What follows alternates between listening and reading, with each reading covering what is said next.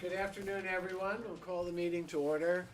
My name is Doug Kellner. I'm the co-chair. I'm Peter Kosinski, the other co-chair. Gregory Peterson. Andy Spano. We ask the staff members to introduce themselves, please. Bob Brehm. Brian, you're next. Anna Savitro. Tom Connolly. Lisa Schiavone. John Conklin. Bill McCann. Kim Galvin. Todd Valentine. And would our guests please introduce themselves? Warren Election Operations. I'm sorry, Bob. Bill Mahoney, Capital New York. Susan Cole, Joining Voting primaries. Access Solutions. Amy Allo, League of Women Voters of New York State. Welcome to all our guests. The first item on our agenda is our meeting as the Board of Canvassers to certify the election results of the special election for Congressional District 11 and Assembly District 43. Are we all agreed with the results prepared by the staff? I believe Yes. so. All right, so we'll, This is the 11th Congressional District for the Commissioner's signatures.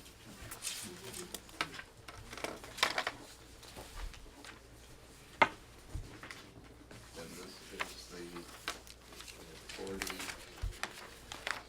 43rd Assembly seat for the Commissioner's signatures. Those are spots.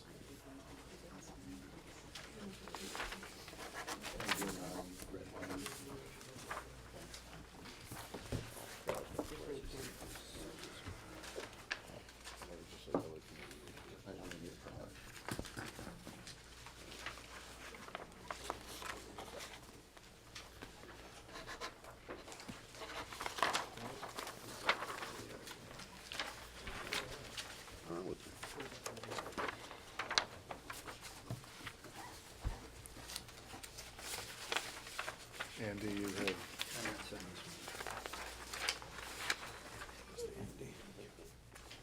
Oh,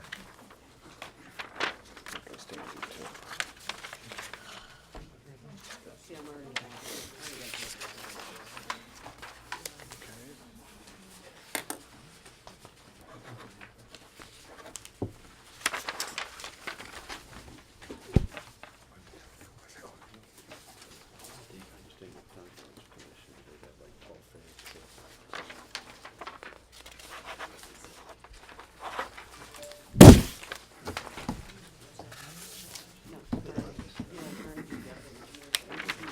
Fans everywhere to blow. That's why I said, if you were a commissioner, I said there'd be fans in front of every corner of the place. All right, these are all signed. All right, thank you. Now we'll turn to the regular meeting of the commissioners. First item of business is approval of the minutes of April 16th, 2015. There's the new attorney's name is Jay, not Jake, on my part of the minutes. On the executive minutes? Yes, on the second page, No, the regular minutes. the regular minutes, the second page two, the second page. Oh, at the top. All right, well, thank you. It's right here. Okay, great. Jay. JR. Thank you. And I note that that the version that's in front of us today is slightly changed from what was circulated in the email. Right. Okay. Those in favor say aye. Aye. Opposed? All right, their minutes are adopted with that correction. We now have the unit updates. We'll start with the co-executive directors, Bob Brehm and Todd Valentine.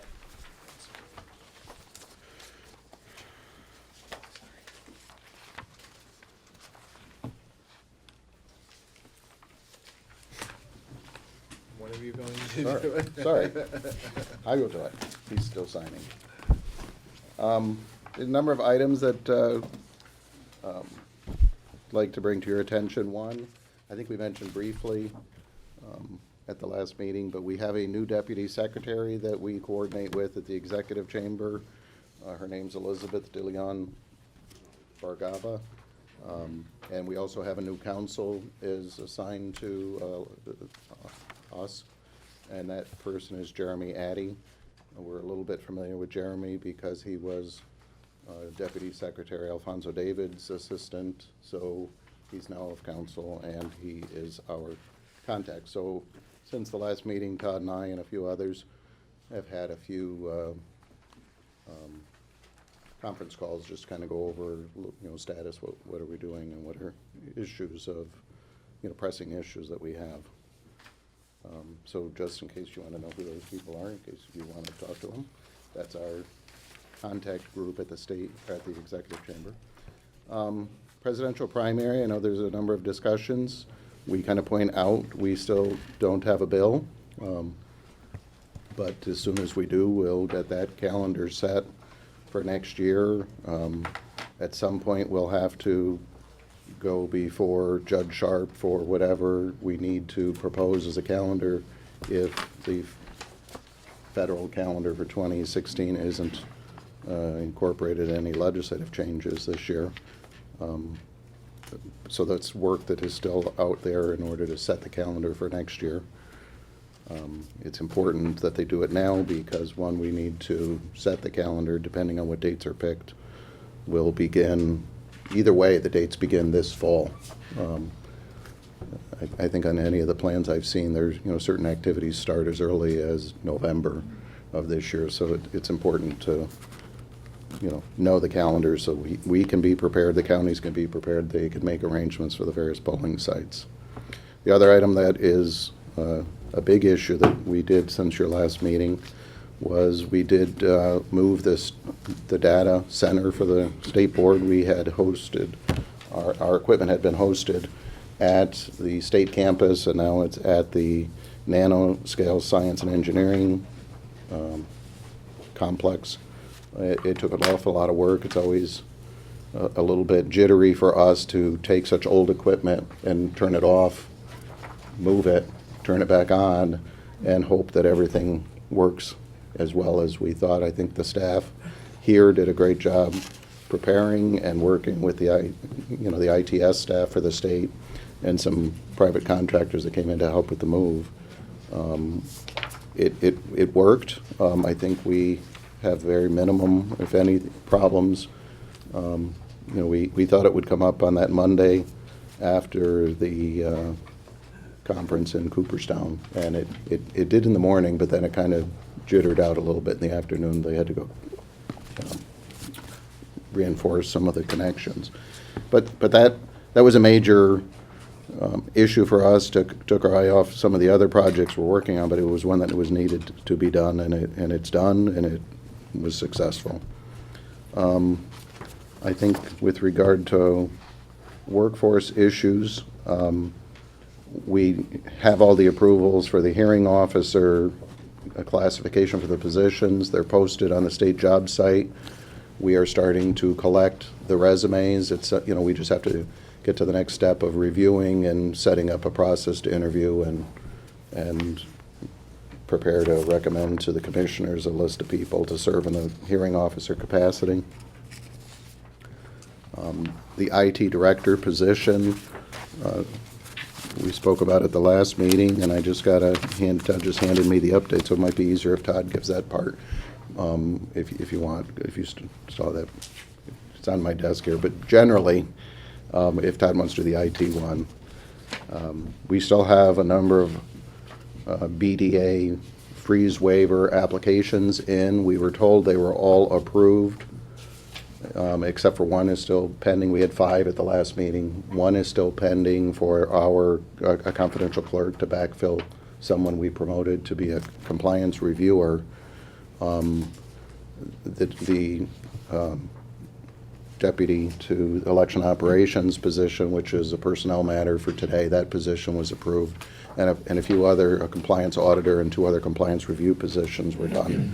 I'm not sure we've had all of the DOB approvals as of yesterday. They were still pending, but at least at the other level, they were. So that is a good sign, because it'll finally bring us up to what our full staffing plan was submitted last year. There's a period of time to train the new people, but and then bring them in time for this year's election cycle so that they're they're ready and up to speed on doing the compliance reviews. But it really, it's a really good team of people. I think we're very proud of the work they do. And it's going to be helpful to have a full team after working for a year to make that happen.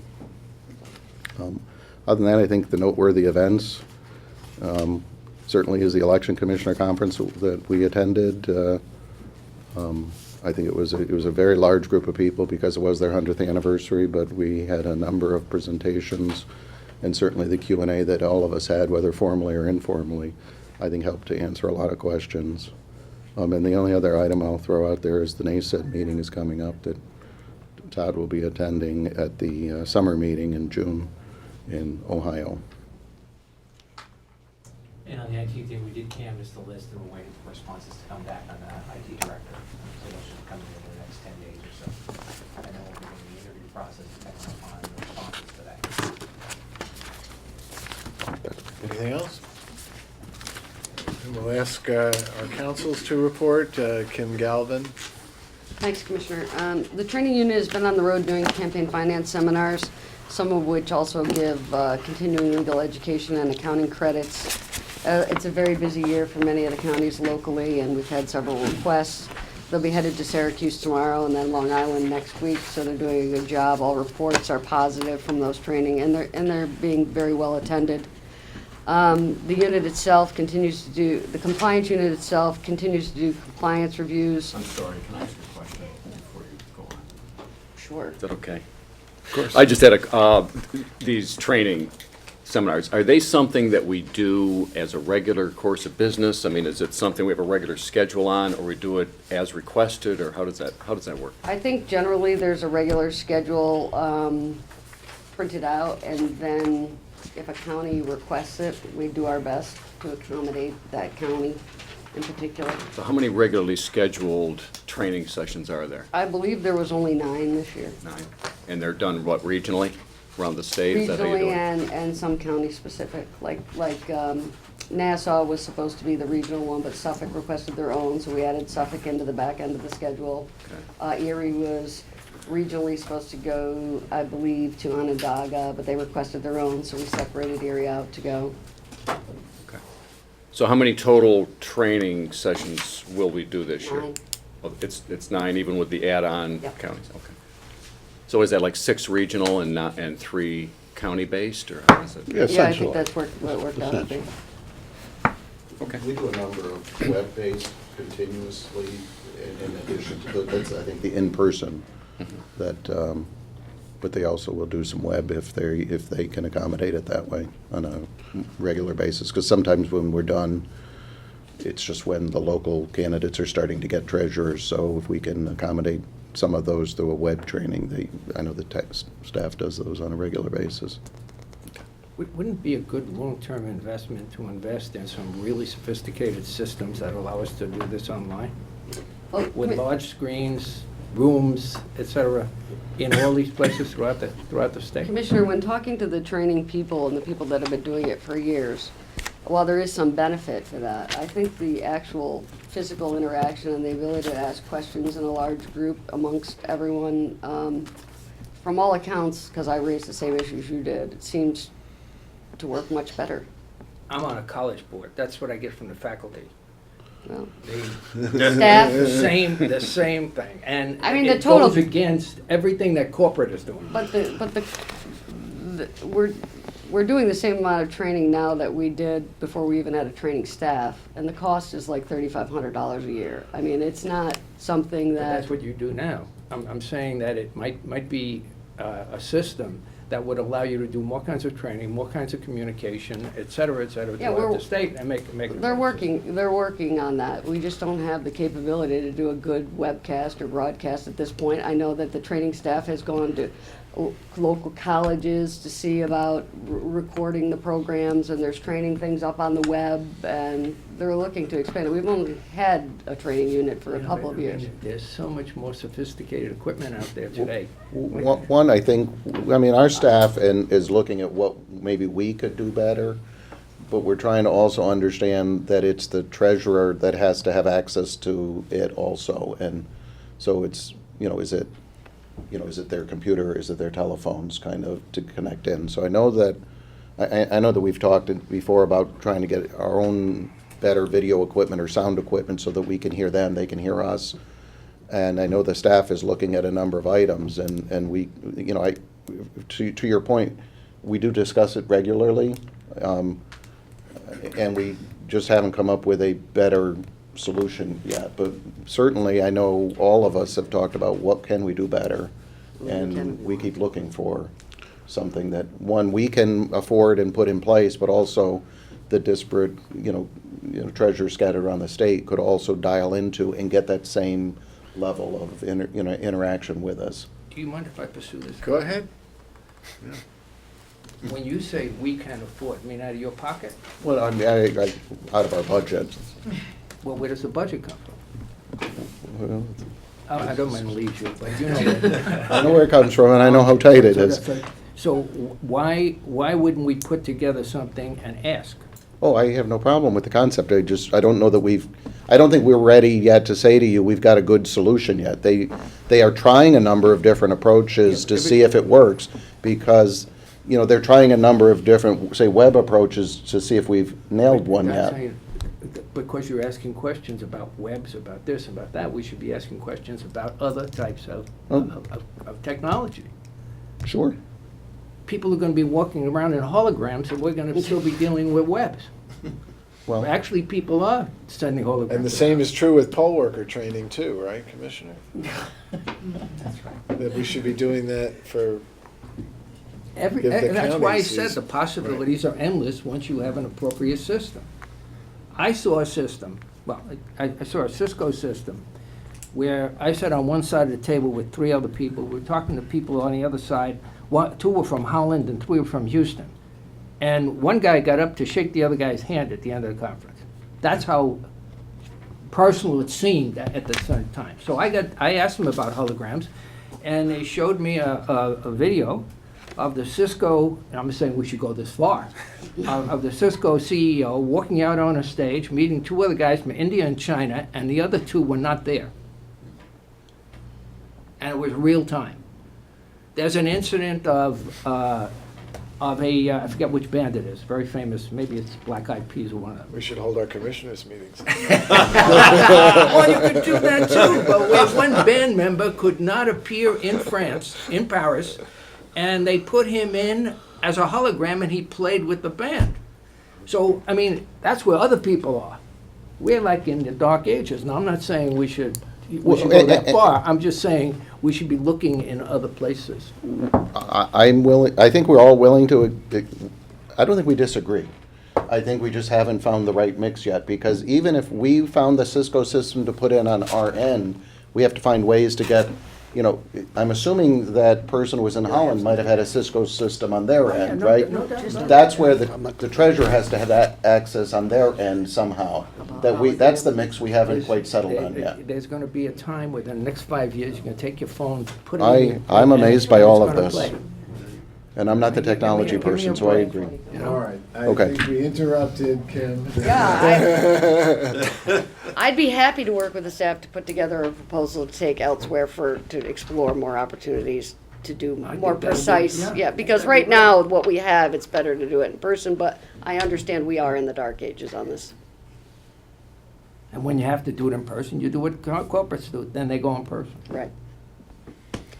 Okay, I forgot where I was. The compliance unit continues to do the compliance reviews.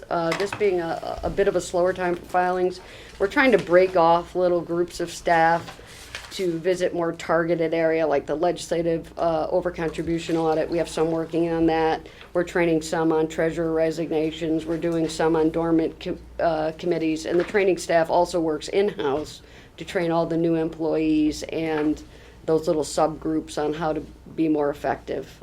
And they're all working very hard. We've actually made a new hire to fill out the intake and processing center. He started, I think, a week ago or 2 weeks ago. As you're aware, the staff, the board, the commissioners get continuous requests now for formal opinions.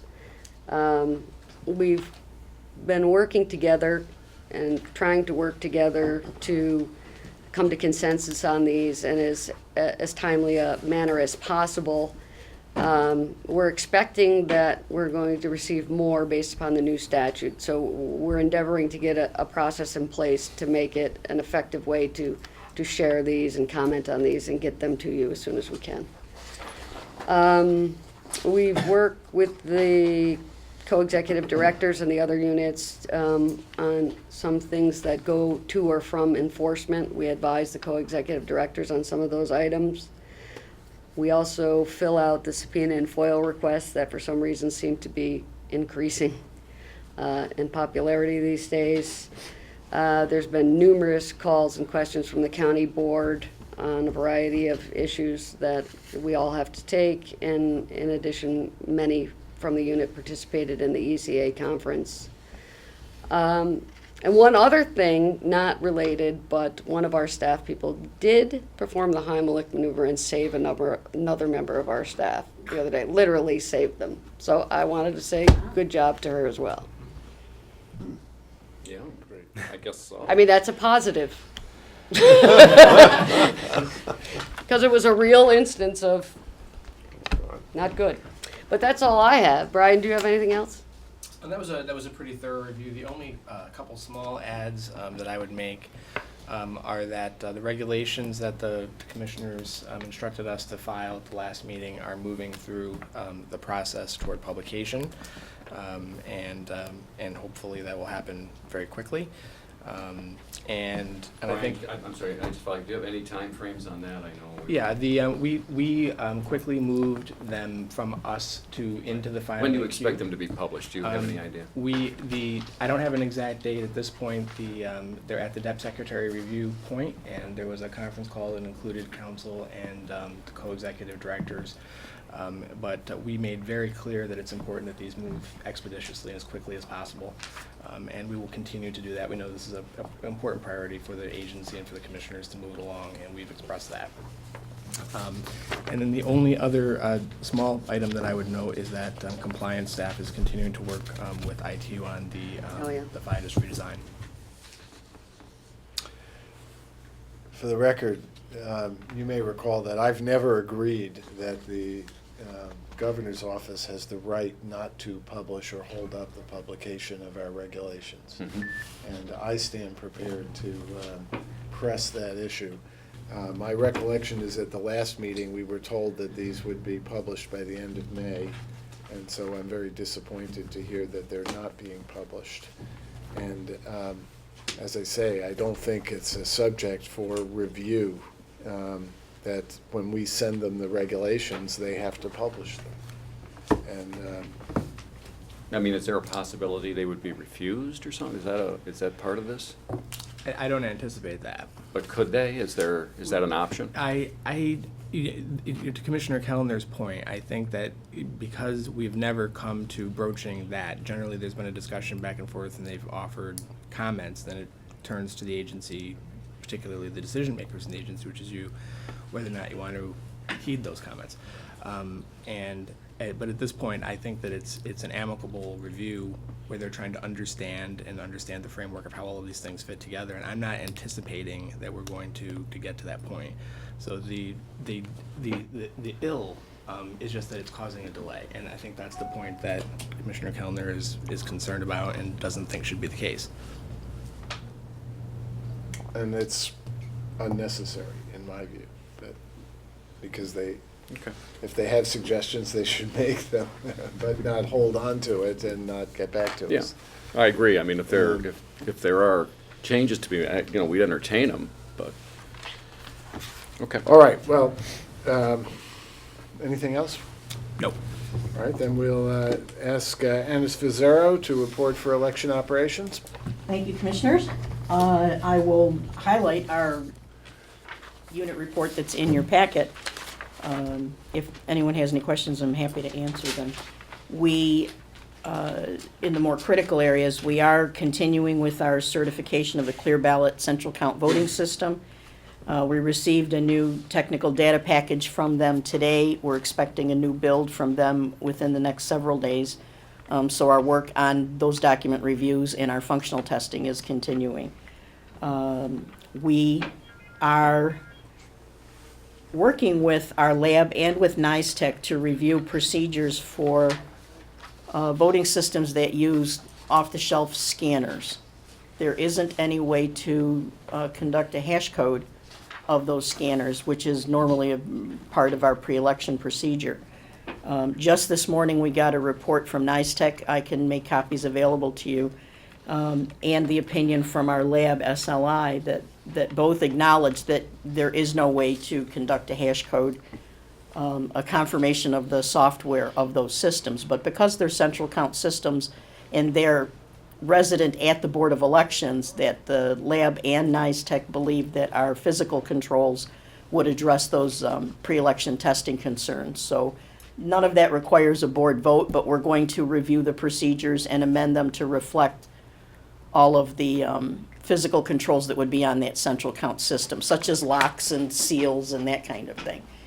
If it were a scanner that went out into the polling place, that's not a commercially available scanner. Those are proprietary, and we can do hash checking because the source code is here.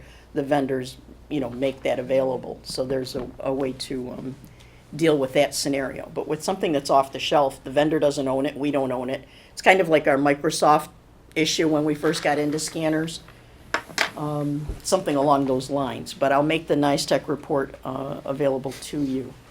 Bob may be able to speak a little more intelligently on the subject, but I wanted you to know that it had been resolved. It wasn't still in the getting opinions from the two entities.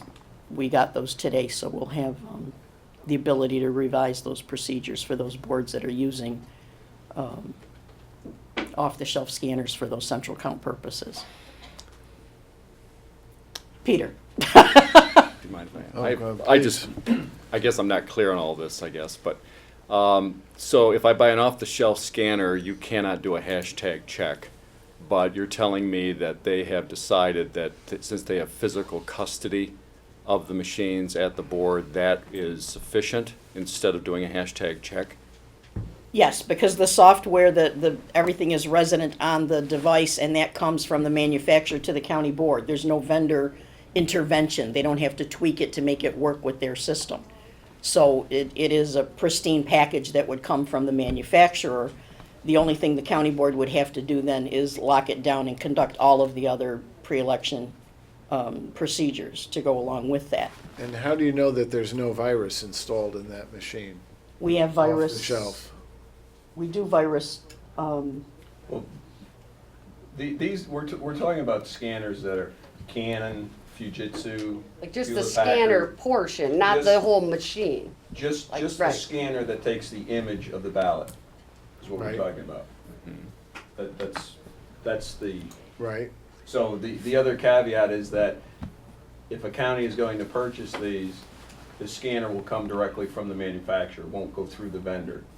The vendors are using these off-the-shelf scanners. Yeah, so- but nobody's ever testing whether there's anything in the machine that can corrupt the software that's subsequently added on to change the voting process. Well, again, it's, the scanners. I mean, I'll read the Nysboe report. I haven't Yeah. seen that report yet, right?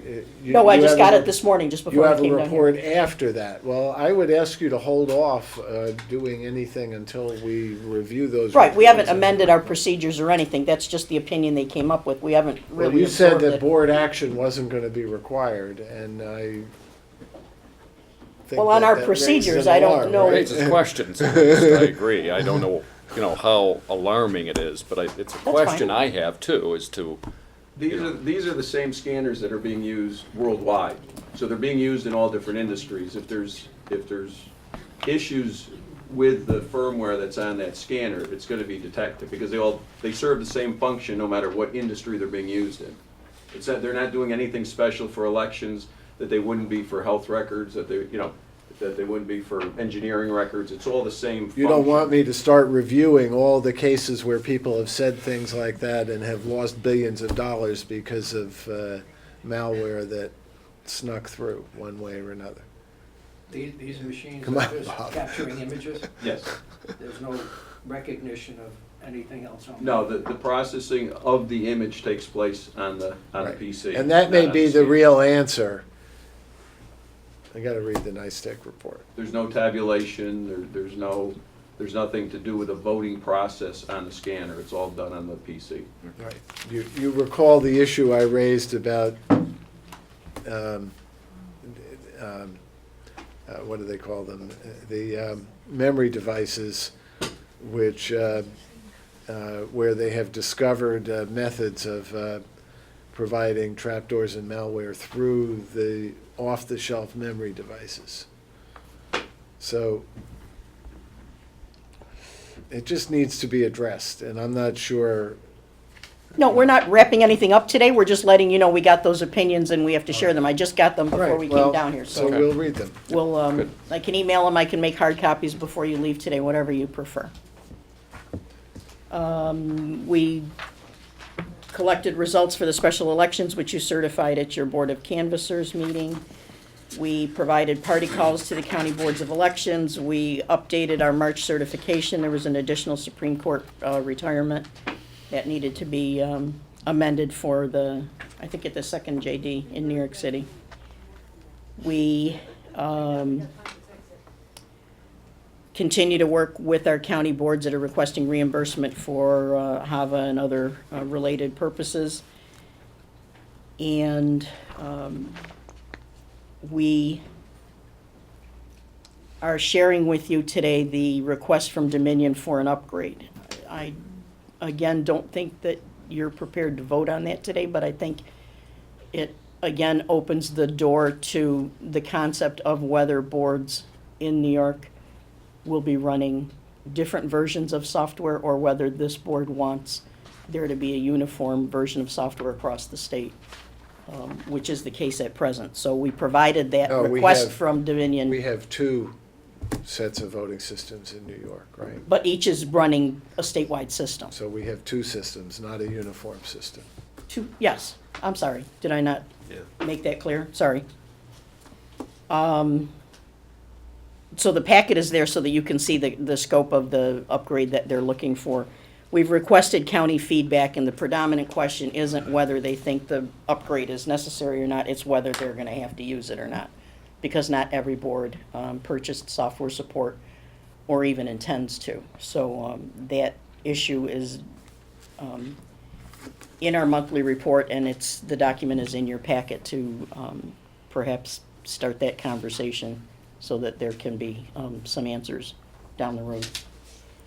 I don't have anything else of note in our monthly report, but I'm happy to. What have, did you send out anything to the New York City Board with respect to their compliance with the 30-minute rule for the November 2016 election? I've done that several times. I provided several emails to them. I've provided a hard copy FedEx package of information to them. I have not heard back. Maybe on that issue, I know Todd and I attended a meeting at the request of Henry Berger, Assistant to Mayor de Blasio at City Hall, and Dawn was there, and so was Mike Ryan, and a number of items I think at that time were discussed as an appropriation that the city had given, clearly an appropriation for the City Board of Elections to look at some other tools and how they were going to use those tools to help to alleviate lines. And I know they discussed their new tablets, that they piloted the tablets in the special election, one for the operation during the day, but also to get the results at the end of the night. So, one, they were happy they had the results very quickly at the end of the night, and accurately. But also they thought that the pilot was promising with regard to moving the lines through. I know there was a lot of discussions about other things they could do. And I know, in my understanding, I think the city had testified after the conference in Cooperstown to the city council on some of the steps they are doing to help with the line issue. But I know they were supposed to come up with a response to Henry Berger at that meeting, is some of the steps they're taking, analyzing the pilot, how will this tool help them, so that they help alleviate that. We asked for a copy of that report.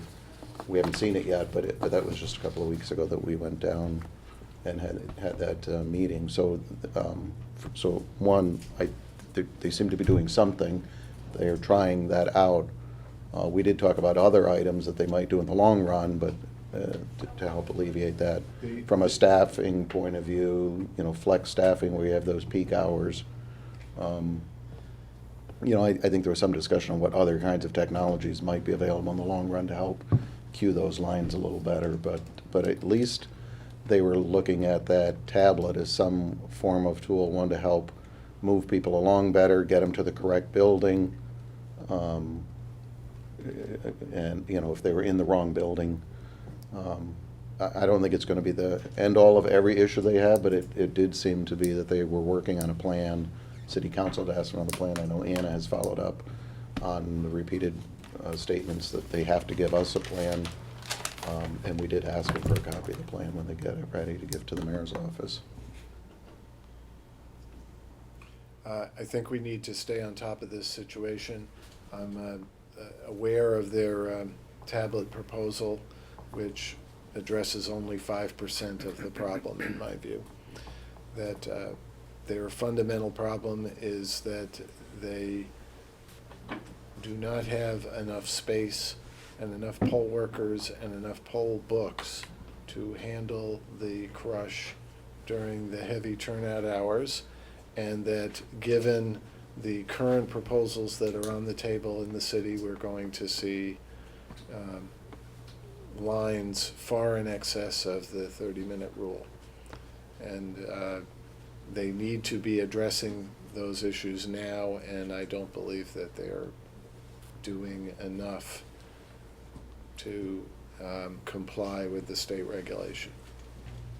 So I think we need to stay on top of it. All right. Anything else for election operations? Then we'll turn to public information. John Conklin. Thank you, Commissioner.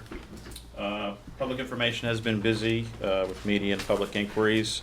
It's a local election year, which brings a lot of questions about petitions and ballot access. Tom and I have been part of all the meetings on the data center move. We attended the Election Commissioners Association and did several presentations. We're keeping up with the FOIL requests. There were 38 in May. We're part of all the Nysboe Refresh and Campus Vitus project meetings as well. For the website, we've posted the 2015, political calendar. The full schedule for the campaign finance seminars, the legislative agenda that was adopted. We did election night reporting for the special election for Congress and the 43rd Assembly District. That went very smoothly. During the data center move, the website went dark for a few days from the 27th to the 30th. We had an under construction page that was hosted by the Office for Information Technology Services, and that sent visitors to links to the county BOE sites if they could get some of the resources addressed there. But we actually were back up on Saturday rather than going all the way till Monday or Tuesday, which was the initial thought, so that worked out pretty well. For the NVRA stuff, Patrick and Greg visited Orange and Greene counties since the last meeting, but they also were in Ulster last week and they're at Lewis today. So they're keeping up with their nice voter reviews, and they continue to process the applications for unused HHS funds that are due to expire at the end of September of this year. You have anything to add, Tom? Just yesterday, we posted the campaign finance filing deadlines Right. on the website, and also, just in the follow-up, we did do presentations on this at the conference, but over the next week, we will be sending out the information on the military NCOA and the cross-check efforts. So, What are we doing with respect to monitoring compliance with nice voter updates and basically auditing the accuracy of the voter registration list? Well, Patrick and Greg do the county board visits. In addition, Patrick does reviews from the reports that come out of Nice Voter periodically to make sure the counties are staying on top of their felon maintenance, their deceased maintenance, and the other parts of the statewide voter database maintenance. And I'm sorry. I was just gonna ask, what are these visits, what do you do at a visit when they visit Orange and Greene counties? What's that about? Well, they review the procedures that the counties are undertaking to maintain the statewide voter database. They usually go in with a list of people that may be a part of the felon maintenance process, so they'll have them look up individuals for that and make sure they're going through the process that we expect them to go through in canceling a felon or determining whether he should or she should or should not be canceled, whether they've met the qualifications for that. They run through the deceased maintenance procedures, people who've moved between the counties, the notices they were required to send out. They have a catalog of those that they bring with them to make sure that the county has all the notices we expect them to have and what they're sending out in the proper order. So do they visit every county in the state eventually? That's the intention. We're supposed to do that once every 2 years. When we establish Nysvoter, there's a certain audit list, and there's different things that we can audit at different times of the year. So there's a routine list, like are you routinely doing list maintenance? There's some, if the audit has failed the record between the county and the state, then that name's not supposed to appear in the poll book, as an example. Well, that kind of list they do spot at that time of year when somebody's printing a poll book. You know, they can't really look at that, say today. But there's a document that we prepared that we give to the counties. They do a little bit of a welcome wagon to new commissioners and give them the document if you're a new commissioner and say, here's, you're new, here's what you're supposed to be monitoring a Nysvoter, and we will come visit you from time to time. But some of the visits might be to a new commissioner just to bring them the material, explain to them in an initial fashion. And then they do have a regularly scheduled visit to make sure that over 2 years, a 2-year time period, they get to every county. Are all the counties doing everything that they're supposed to be doing? I think all and everything are very strong words. They are doing substantial compliance, I would say. I'm more comfortable saying that, but what they're not doing, we're correcting them on and making sure that moving forward, because there's some that are new people, but there are some that are just people who are, maybe ingrained in a procedure that they learned from somebody else, they're perpetuating something that may not be according to what we want them to do. Does that include New York City? It does. Do you get a report back from them on the county visit as to what happened, what procedures were being followed and were not, and corrective measures that were taken? Yes. Is there a written report that comes back? Yeah. I'd like to see those. Okay. Are there any kind of algorithms later on the database to draw out, like, people who haven't voted for 10 years, that kind of stuff? Not that I'm aware of, because... Wouldn't that make it a little easier? Well, the mere fact of not voting by itself is not going to be anything that's going to impact you on I'm it. talking about other things, cross-referencing databases. and- Well, that's what we're doing, now, we do the standard NCOA every year. We're doing that military NCOA now, which is really a lot smaller of a subsection of the voters. The cross-check, we're doing a pilot program, but, the cross-check is also a significant amount of potential matches for information between states. So, we'll look to evaluate the utility of those two new programs. And if they are valuable in helping to keep the list clean, then we will probably continue going through that, statewide. The military NCOA, originally we were looking at doing it as a pilot program, but there's only 37 counties that have matches, and there's only a total of 292 matches. So, as I told them at the conference, there's no reason for me not to give out all those 292. It's certainly a manageable number for you to deal with. The cross-check, we started with about 500,000 matches with other states, and through whittling it down to a little bit more specific data, we ended up with about 60,000, which is still significant, and we got about maybe 13 or 14 counties that have agreed to kind of participate in that, and some of them are sizable. So we'll be looking to get the feedback from them as far as what the quality of that data is. This is a pilot with these counties. Yes. It's a voluntary pilot. Yes. The other routine items that the database is set up is, we routinely provide electronically the pending felons adjudicated incompetent, although that's a small list, moves from one county to another. But also the system nightly will look to see if a similar person, name, there's a name sequence, date of birth, data elements that it looks for, and it will give some information to the older county that there may be a potential match of someone who's in a new county by this similar name, so it pops up a certain amount of data. So based on what we had set up at the requirements when Nysboe was done, we created, we call it an audit, a document that it describes what is supposed to take place and how would we routinely look at those occurrences in order to monitor, is it staying current? So those are kind of the reports I think John mentioned. They review that whole list, that document, print out those reports, look to see, is there anything when we're sitting in the chair that's an anomaly, so that when they're at that county's, at that county visit, now they're reviewing that documentation and say, this is showing that, you're 90 days old. Why are you 90 days old as opposed to, keeping current? Kind of an issue. And also, the rest of the items that are on that list, are you doing what you're supposed to? A lot of times when there's new people, again, they'll do that either they really try and do it in a welcome wagon. When we get the new, you send that document out. Do you know that you even have this thing? And it kind of helps to keep current.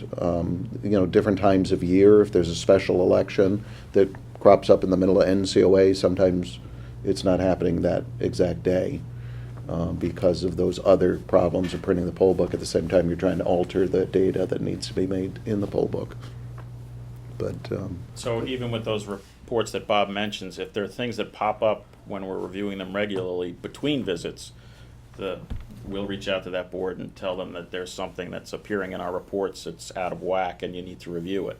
And, so we do have to follow up with that. Good start.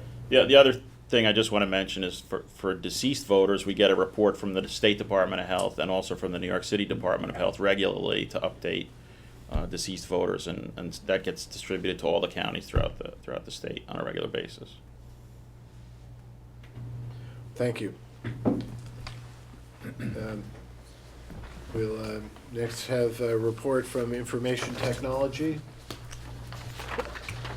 Bill Ryan is not here today. He had something he had to do at home, but Bob and I wanted to fill in on that. He put a report in there. The biggest feature that the staff was working on was obviously the data center move, which by and large went successful. Certainly kudos to all the staff that had stayed late and worked hours. There were some minor hardware failures in the move. Old equipment turning off, coming back on was less than expected, so that was positive. They continue to work on the development for Nysboe, obviously. Where part of one of the resolutions that's before you a little bit later in the meeting is for the continued expense for that to work with the HP, which is the primary contractor, to help us bring that up to the new platform that it's operating under. And the Capus Fides redesign, the campaign finance and the financial disclosure redesign, they've been working on the migration to the new data, the old data to the new platform, but we're still in the early design phase because this is nice. Just to bring everybody up to speed on the dates, Nysboe we're expected to complete this year. We should have the platform up, ready to run. We're hopefully by September with the turnover after the election, so there's no impact on the election. Capus and Fides is actually scheduled to go the following year. So it's a much bigger project because of what that's involving is a redesign not only of the architecture that it runs on, but also the interface for the users who enter data, the staff here, the treasurers for the campaign finance system, and then also for the public side for their ability to, more on the campaign side than the candidate side, their ability to research, mine the data, however you want to, whatever term you want to use for actually looking at the user interface. That's the phase that we're going to be starting soon. First was get the old data up to where we need to the new platform. Look at the now looking at the architecture from, well, what do you want that website to look at? And that's what we'll do over the course of the next year. will be that design phase. The third thing, I missed something. I think on that item, there's a fiscal concern that seems to keep cropping up for Capicitas. You know, when we estimated the project, we estimated 2.3 million. That estimate, 2.4, that estimate was before they changed the law to provide the independent enforcement, and I don't know if there's particular items that are different that we need to accommodate, but we at least need to sit and make sure that if we're going to spend money and update the system, that we do it at that time. But also, we're taking something that's really, really old and trying to update it. Somehow, all these projects kind of got lumped together because the technology, instead of just the simple analyze this project and update it, it's also turned into the data center needed to move, and the Nysboe is moving, and then they're all moving to some virtualized environment. So the virtualized environment, once we create it, all of these things will work together. And there are many people who explain this to me, and they do it much better than I can. But in the long run, the economy of operating that system will be cheaper for us to maintain, and the technology is one, so the level of staff to support it. We'll get some synergies of not having to have, these specialists of Oracle that don't exist anymore. Excuse me. In the interim, we have this Oracle data. We have to get support to figure out how to migrate it to the new system. We have outdated Microsoft that is no longer supported soon. So we have asked a number of questions of the State Information Technology, the State Board, is State Information Technology, the Division of the Budget, our Deputy Secretaries, anybody who will listen to us, anybody who's in this room, is, where does the money come from for these old technologies to gap? Because some of the MS support is running out. And what is the best way to bridge until we get the brand new system in place, that issue? Microsoft. So we have such an old version that Microsoft says we're not supporting it anymore. So the risk is there are no more patches that will come You're after a concerned certain about the period of time. gap between the conversion from the old to the new, and there's gonna be a gap in there, and There's you're worried gap. about how that's gonna work? How's it gonna work and who will support it when we have questions as we try to take the old data and migrate it to the new system? There might be some support we need in So the middle you're there. thinking the 2.4 million is not sufficient to cover all these costs? Is that what you're saying? We're concerned that it may not be. Okay. And from our goal is to try and spend the summer to make sure that we either know for sure we're on track or not. That by September, we can say, here's the list of all the units have gotten together, what we must do. Maybe there's a few we'd like to do, and here's the estimate of the cost. Certainly, if we don't have enough money, the would have to go to a different phase, or we have to go to make the case to budget and others that this is important enough. We've only fixed it once every 20-some years. Maybe we would like to do it right, and we just need this little bit to make it whole. We're analyzing that. I'm just kind of letting you know that's the kind of issues we're not sure of. We might be able to do, instead of doing things in some of these multiple phases, if we maybe lump the phases together, that might give us an economic, help us to close if there is a gap. So we're looking at a number of items that are both what would we like to do, what do we need to do, and then how do we pay the bills. That last part is still a little bit open because there's still feedback on the middle parts. But our goal is by September to have a recommendation to you. We think we can pay for it all, or we're going to make the case to budget. And we'd like to do that as uniform as possible to get the support to, because I think the case could be made to, if we only have a little bit and we need to pay that bill, to ask them for that additional financial support. But you're gonna have to prioritize then which items you wanna do. Is that what we're talking about? Certainly. There's a laundry list, I assume, and you have to prioritize the ones you wanna do, and you pay until you can't pay anymore. But I think a priority list is critical to me, so that you get the most important things done at a minimum, Mhm. if for some reason we don't get the additional Right, funding. I agree. The problem is if there's if we're down to all the musts and we still don't have enough money, that's a bigger Well, problem. that's a different issue, I agree, but there is another budget cycle that Yes. we'll go through before this has to be completed, so I would hope we Yes. get support across the street Yes. for completing this. And as, you know, to Commissioner Spano's point, we're pretty behind on a lot of things around here, I agree, as far as our capabilities. You know, so I think bringing them up to date is the minimum we should do. Mhm. I don't think it's asking for a lot. No, I agree. That's why I don't think there's a lot of wants in Took here. 10 years to get, to get this approval, I but know, that's good. I know, you're right, I know. But we should keep pushing to Yes, try we to get it should. done. We should. I agree. All right, anything else for information technology? No. Then Risa Sugarman for enforcement. Thank you, Commissioner. I have to add my thanks to our team for their work for the conversion or the move. I think that they did a yeoman's job in making the shutting down as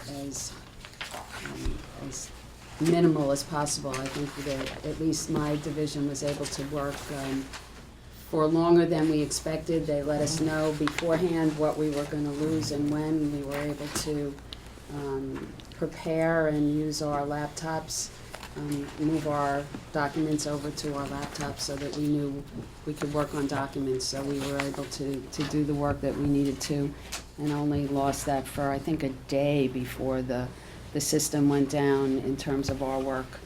So I thank them for that, and everything came back on Monday, so that was great.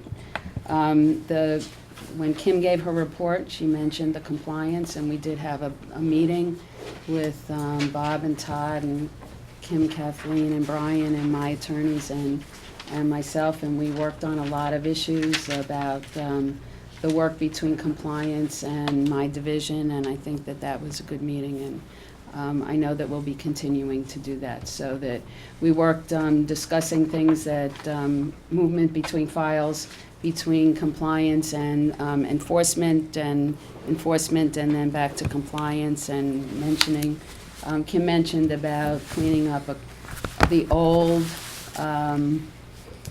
committees, with the dormant committees, which I think that would be an important thing if we could do that. So we're working on that as well, and we're continuing to do our investigations. Our management system is up and running, and we're populating it, and that's about it. I have a question.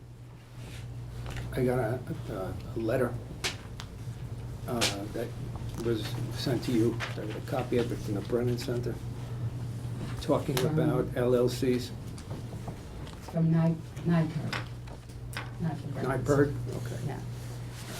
Is that going anywhere, or you looking at it, or what? We've been looking at LLCs for a while in the division. We have a lot of different things that we're looking at, so I'm hoping that each of them will be fruitful. We're doing a lot of different work on different things. I mean, it's, people make suggestions. We've been looking at, Commissioner Kelman made a suggestion the last meeting. We had been looking at that before that. We have a couple of things going, and I think it should be interesting. So yes, we're looking very intently on LLCs. We have a lot of things going on. Anything else? Thank you. So first item on old business is request for board opinion on personal use that was laid over from the last meeting.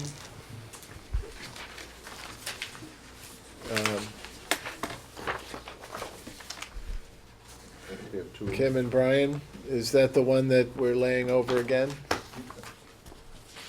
We have two in the packet that I think. Those are new ones, right? These are old ones. Oh, okay. There's three we're still working on that we don't have. There's one on personal use, and then there's one on the sheriff's. One is old, one is new. Wait, It's these two. That's the sheriff and that's the personal use. oh, okay.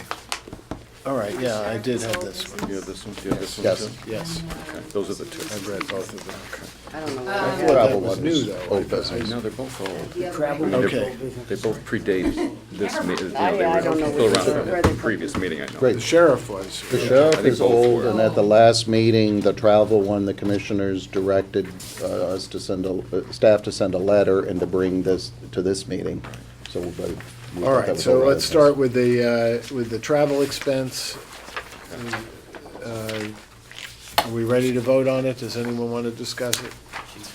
All right, those in favor say aye. Aye. Aye. Opposed? All right, that's adopted. Next is the opinion on police officer uniforms. Sheriff campaigning for election of sheriff. Okay. The change here is that any police officer can wear their uniform when they're, even when they're endorsing another candidate? Not that, Correct? No. no, that's not authorized. No, It just deals You wanna with, explain it? Bill, do you want you can wear the uniform in your Whoever. own literature. Does somebody want to just quickly Go ahead. explain how this? Okay. Yeah, I what mean, this opinion basically what allows? it says is that a sheriff that's running for elected office can wear his uniform and his campaign materials or, I'm sorry. I didn't mean to- that's all right. The commissioner asked how it came about. No, I was just asking if someone could just explain it quickly. Oh, I'm sorry. So commissioners I- understood what it said. No, it's a long-standing request that the board has made and had been made to the board, and that's basically, it's been expanded to allow a police officer that's running for any elected office to wear his or her uniform in their campaign materials or campaign production. Any police officer running for something. Right, For their own campaign. for their own campaign. Okay. And So, if- and endorsements are not included in this, right? Correct. And if I may, last election cycle, I received a complaint from a candidate who was running for reelection for sheriff against a candidate who was a chief of police, who was running against him, who had on his website a video clip of him in his chief of police uniform in his police car. And the complaint by the sheriff was that he was violating the 17, not only the 14-1 opinion, but the penal law and the public officers law.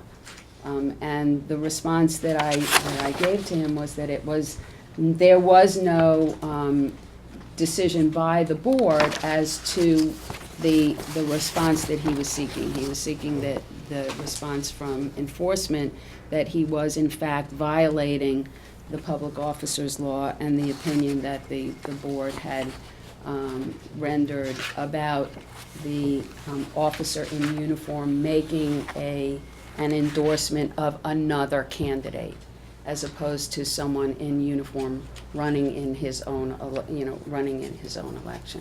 So that, again, when I discussed with Todd and Bob that I had received this complaint and it had really not been directed, the opinion did not directly answer that question, I had also asked for an update of this opinion. that's right, we had started, as Kim had said, we had received a request a while ago with regard to sheriff running, and then Reese had asked us law enforcement running, so we had to kind of put the two together. All right, so everybody's comfortable with this draft? Yes. Those in favor say aye. Aye. Opposed? It's adopted. All right. So new business, requests for additional opinions. Now, which is that? We have a number of other opinions that have been requested, one with regard to, all with regard to personal use. Sorry. Do we have any that have been distributed? No. I don't No. have any. We have talked many times over the last week or two. We've shared ideas, we've gone back and redrafted based on the conversations and offered additional. I think we hope to have all three of those ready. Three of them are Three are pending. pending, but we are actively in drafting and talking and comments, and we hope to have probably all three for you at the next meeting. Okay. I Is can't this see- unusual?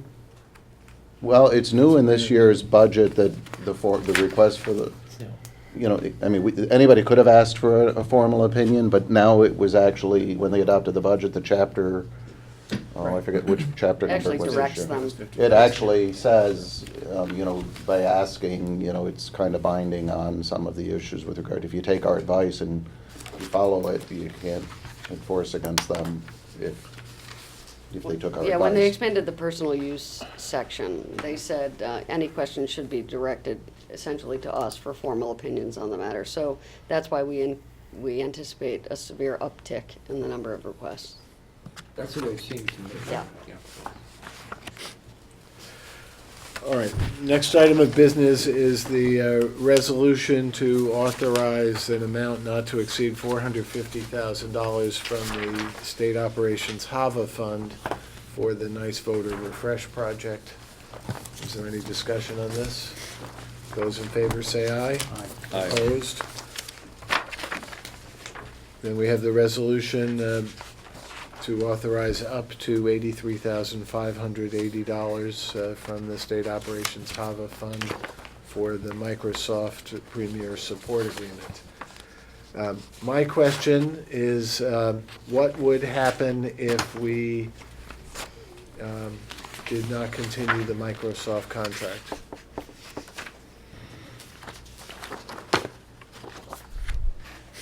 Or to put it alternatively, I have never been particularly persuaded that we get $83,000 worth of value out of this contract.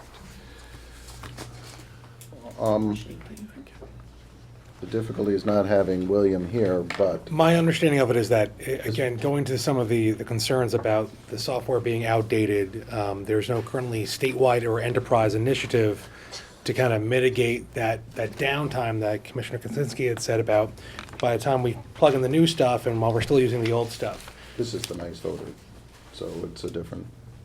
Well, yes, but same with Nice Photo, we're moving on to the new virtualized system, so that we're trying to make sure that we at least have that kind of security blanket of the maintenance should anything go wrong with any of the existing software. And do we really use them? Oh, yes. They have, I mean, representatives of Microsoft have been here meeting with us regularly to make sure that the architecture we're designing and the planning that we're doing is, I mean, they give us feedback and comment. I think they're really concerned when they actually, you know, after go into production, if there are issues that we need their help, that we have that help available as we're going from the current system into the virtualized system in December. We're hopeful that once we get everything over to the virtualized system, that we can then reevaluate the support because it will be, you know, it's uniform, the knowledge transfer. There may be some levels of support that are needed, but I think that would be the time to reevaluate how much support we need. But right now, we think this is Is there a time period on this? it's an for annual. 1 year. It's an annual. Goes through next it's- July. We had it last year, so. So it's an annual cost? Right. And can I just ask, 83,580? Let's divide it into three. Am I missing something? Is that kind of a It's a- unusual number? Well, it's divided into three parts, and The that's, scope know, is in the. yeah, the Oh, scope no. is in there. There's account management, support assistance, and problem resolution. And if we don't need it, we don't pay for some of it. Yeah, those are the hourly rates based upon, So this is an estimated number of hours they're gonna spend? Right. Maximum. Maximum. and the Not staff to has exceed. been, that we do utilize. How many them. years have we been using these? Since Nice photo. 2006. Six, since is it Nice that Voter. long? It is that long. So every year, we give them an $83,000 contract? It's been much more. Oh, it's been a lot more. So this is actually down. This is the cheaper one, the one I'm You worried don't about remember on I the gave you a real Capus hard time about Dude, this I in don't- I'm sorry, I don't. 2007. Doug, there were so many of those things, they all blur together. If you don't But- like this number, I'm glad I This didn't is- tell you. My fear under the Capus FIDUS is it's $300,000 as a gap to get us until next year. And one we don't have $300,000 to pay for a gap. Right. And every person we've talked to, from that perspective, other state agencies have the same problem. Because the minimum license you buy for that gap is 100. We have 5 servers that need this system. So we've been looking for other state agencies that have the same problem. If we go in together and buy it, like say DMV already has 80 servers. If they already bought it, well, they already have 20 licenses they're not using. Could we come in under that? And nobody has yet answered us on it. But this one, we can't find anybody else, a way to get this blanket that when we convert from this to the new virtualized environment, if we need your help, we need your help because we have to get there this December, because end of life for the Ninth voter is middle of next summer, and we're in the middle of the presidential and everything else. Now's the time we have to actually bridge to it. What do you think? That's fine. All right, those in favor say aye. Aye. I'm recusing myself. Okay, so 3 ayes and one abstention.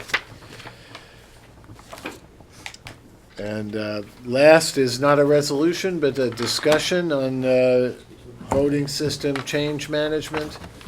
And what would you like from the commissioners? Bullet to the head. This is just such a big deal, and there are a lot of different opinions, and I just wanted to start the conversation because the initial question isn't whether or not you approve the Dominion request that's in your packet, which I expect you won't be doing today. Because the initial issue is, does this board expect that every county using Dominion systems and every county using ES&S systems will be running the same Dominion and same ES&S version of software? That's the case now. But moving forward, when upgrades are brought to the board's attention for review and approval, which they have to all come to you, do you think that counties should go down that path to say, this is a change that I don't really want, or this is a change that I don't really need in my county? Or, and then the vendor and we support all those different versions? It's not a problem for this initial version, but it's a problem for the next 2 or 3 applications for upgrades that come in, because now you may be down the road to a point where there's some change in statute or some state-required change in that software, and how does that gap from what was allowed to be used today get brought up to the degree of the upgrade that you might approve somewhere down the road? So it's, Go ahead, Peter. Well, let me just ask, as I understand the situation, is Dominion is currently making software changes to their voting system. Is that fair to say? No. Well, they want They are to. proposing. But they're preparing them internally. Yes. As I understand it. Yes. They're doing changes which and I don't know this, have been requested by the counties, or Dominion on its own has decided Both. would be better systems for the counties. And ES&S's as well, they just haven't submitted their application Okay, yet. so, and Dominion's actually filed an application with us for this. So, as I understand it, any changes would have to be approved by the board before any county were to use them. And there's how many counties on Dominion? 52. 52 of the, okay, so the vast majority of counties, although I know most of the big counties are not, like New York City Right. and. Voter-wise, I think it's Erie, probably half and half. It's but- very similar, but it's a very large Countywide. number of counties that are on this, okay. So there are some counties who have a maintenance contract with Dominion, which will automatically make them eligible for the upgrade that's being created by Dominion. Yes. And there are some counties that do not have a maintenance contract, and so will not be automatically given they could buy it, I guess, right? Yes, But if they don't buy it, they don't get it. So the potential is out there that the counties on the maintenance and how many is that, by the way? Of the 52, how many have a maintenance contract, do you know, for software upgrades? Well, there's Ballpark, I don't need 11 to. that don't have any maintenance. Okay. There's about 6 that have firmware only, and there's 3 that have EMS only, so it's about 20. So say 32 counties have Have it, the maintenance. and the other 20 do not.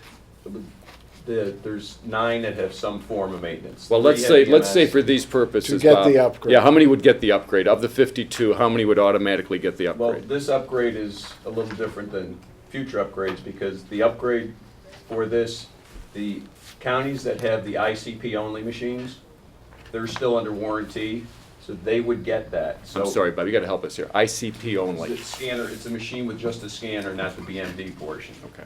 So if a county has no support, but they have the scanner-only machines and they have the BMD machines, their scanner-only machines are eligible for this upgrade because they're still under warranty.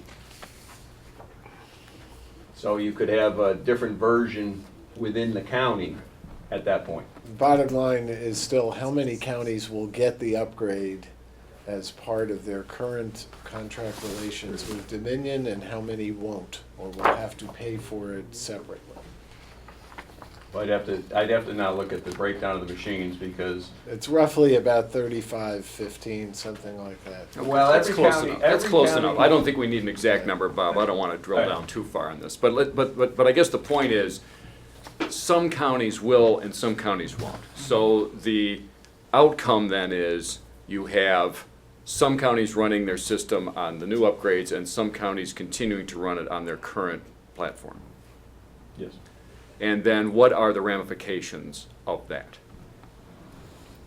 I guess that to me is the question. What are the, I mean, these are not vote counting issues, as I understand. None of this stuff goes to the counting of the ballots or anything of that nature.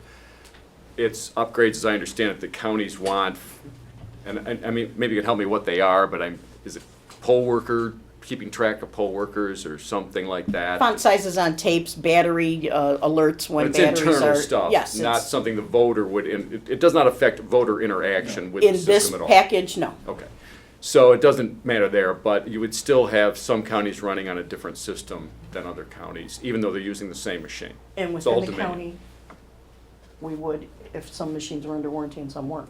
That's correct. Within the county, you could have two Okay, different Okay, versions. so within the county, you could even have two different versions running, okay. So I guess the question is, what are the ramifications of that? What are the downsides to that? What are the issues related to that? Anna alluded to this out-year issue, as I see it, which is 5 years down the road, the state legislature adopts a change in our voting systems. All the counties now have to take that on. We pay for that, as I understand it, Well, because it's a state mandated I've change. been advocating that we pay for it, Okay. but Pay for that's the not the testing. law. No, if there was Pay a just for the statutory testing, change, okay. right. If there's a statutory Well, change, we we think get so, involved. that's not what the statute Right. says.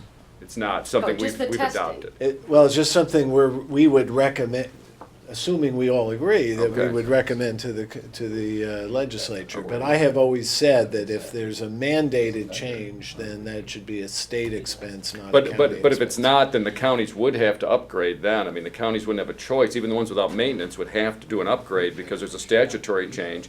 They would have to adapt to that by upgrading their system. And even those who don't update, let's say today, which is an optional upgrade, would have to upgrade then because it's a mandatory upgrade. And how would that impact them if I'm a county sitting here today who said, well, I don't have a maintenance contract because I can't afford it. I'm not going to do the upgrade that Dominion's offering. Now I haven't done that upgrade, but 5 years down the road I have to do an upgrade because the state tells me I have to. What kind of costs am I going to incur? What does that mean to me as a county now that I'm going to go from here to here, where everybody else is going from here to here? I'm going to blow right by that interim step and go all the way to the top. How much is that going to cost me? What are the ramifications of all this? I think that's generally what we've been grappling with for a number of years, and there's so many different questions, and do we even think that's a good idea? But let's assume, in this case, you have a Dominion, say the frozen version that we currently have, and then this upgrade version, so two, like enhanced and basic. And then when we get to that 5th year from now, do we add that statutory change to combine these to one new version in 5 years? Do we have a basic now is basic plus the new statutory change, and enhanced plus the statutory change, and we keep two going forever? That's. Wait. Well, not forever, but until the next round. See, this comes down to pricing And it's not a question, the marginal cost to the vendor is the same. Remember, we're not changing the equipment, there's no hardware here. Right.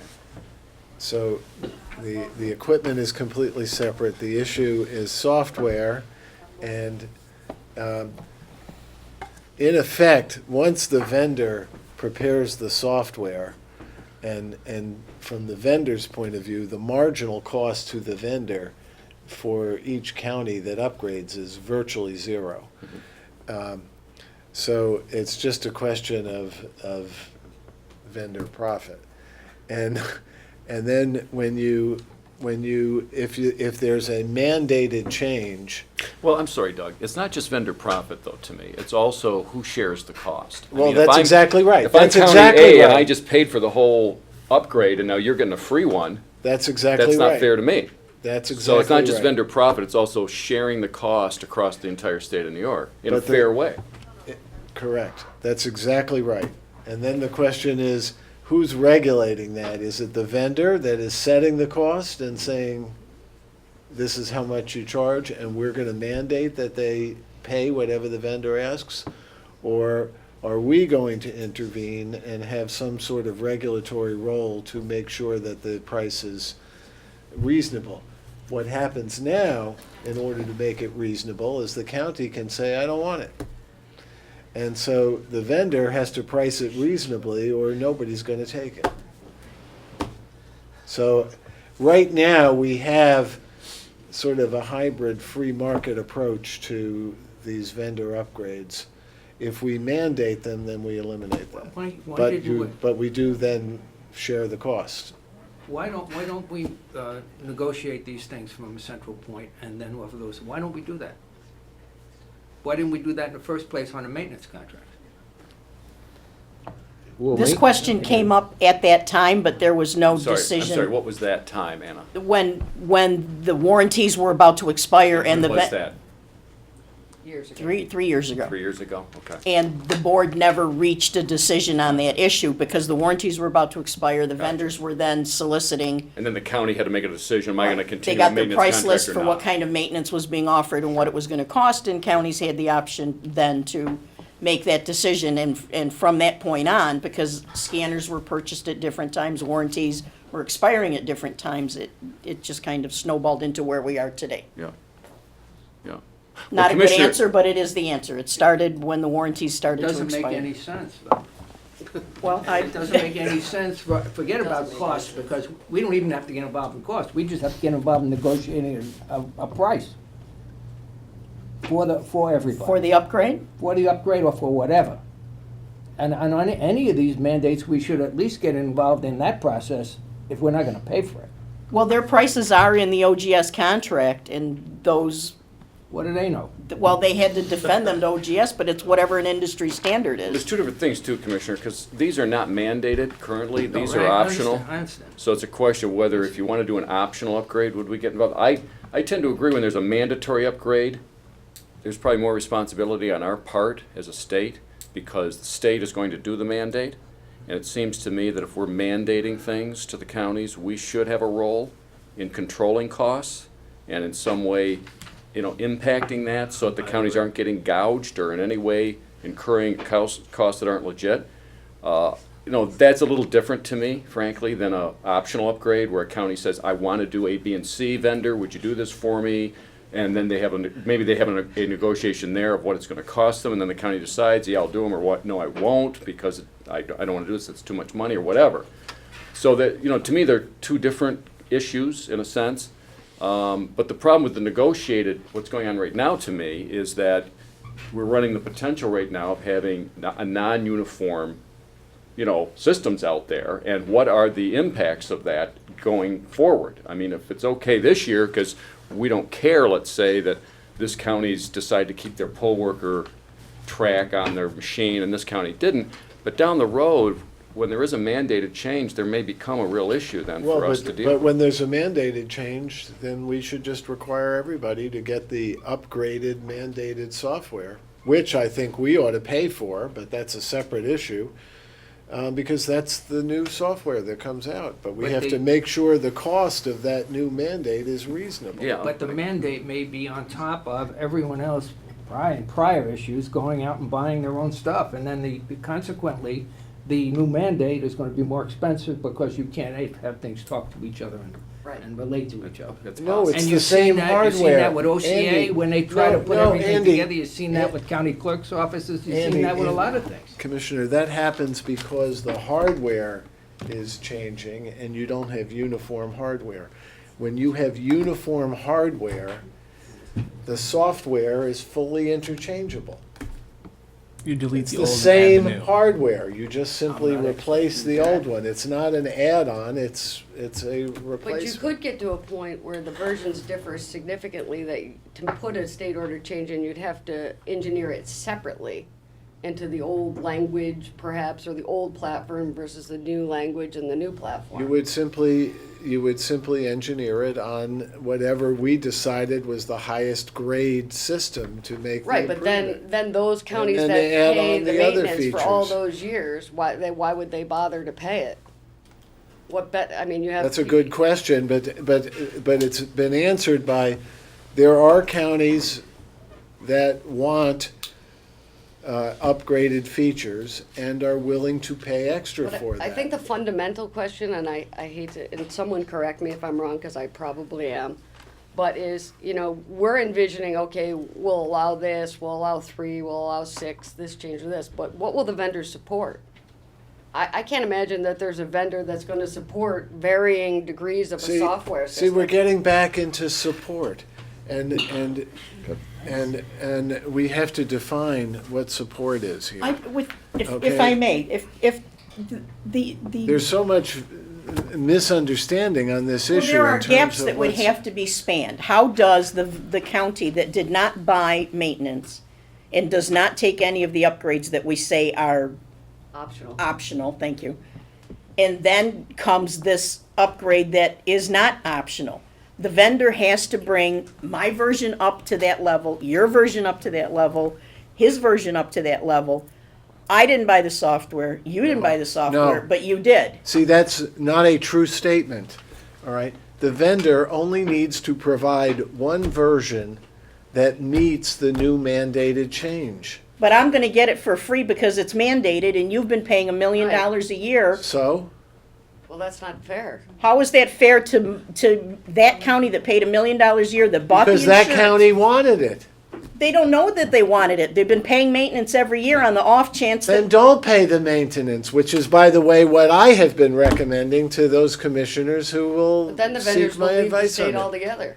Why? They don't have any obligation to They stay won't here. be providing software upgrades because nobody's buying software upgrades. Okay, Well, we- what's wrong with We don't let that? them do the program, what else would they do? But how do you get them around for the See- program when you need a mandated change down the line? then you That's right. pay them for the mandated change. At the back of the line, depending upon their When you national need it. projects. Well, listen, if the idea is that you're gonna pay the vendor every year just so he's around and he's your pal, so be it. But when you need to get something, then what it is that you need, you should put out to bid. And by the way, we have written our contracts so that they don't necessarily have to be a sole vendor. In other words, Dominion is not. No, but I is- don't think we can allow another person to come in and work on their proprietary software. Yes, we can. We wrote that into the contract. I don't- made I think that a we very tried to, important- and I don't couldn't. think they let us. We The- tried to get that in. We can't change their proprietary software, but we can add on to it. And that's how we wrote it. But, and that was done intentionally so the vendor would not have monopoly control over upgrades, where we're forced to go to that vendor or else buy all new hardware. But we have to understand the definitions here. But if people want to take the approach that we should mandate that the counties buy every upgrade that the vendor offers, I think that that's foolish It's a myself. recipe for disaster. I think we should freeze one and require all those that accept changes to stay on one level and another level. So two, not Two versions. not next year, I have another and versions. another, and, you know. Yeah. Either Why? get, no, because otherwise you're gonna have potentially over the years, 6 counties at this level, 4 counties at that level, 6 counties, and I understand, but I all of that's- understand your point that the vendor makes one change, but they No, but can that's all- gouge them. Yeah, but that's, the county is deciding that that's what they want to, that there's a feature that they want to pay for that other counties are not prepared to pay for because the vendor is But then charging I them think we need to more than figure they out want to what pay. the out cost potentially could be and advise them of the same.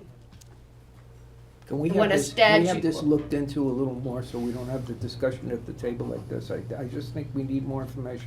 This is just I trying to agree. flesh out the overall issues, not pointed with a lot of detail to back them up, but Well, let me, We've been let me trying set down this forth road. what I regard We've as tried. my principle on this, which is that if a county wants an upgraded feature and they are prepared to pay for it, then they will have to go through the appropriate certification process and they can have that feature.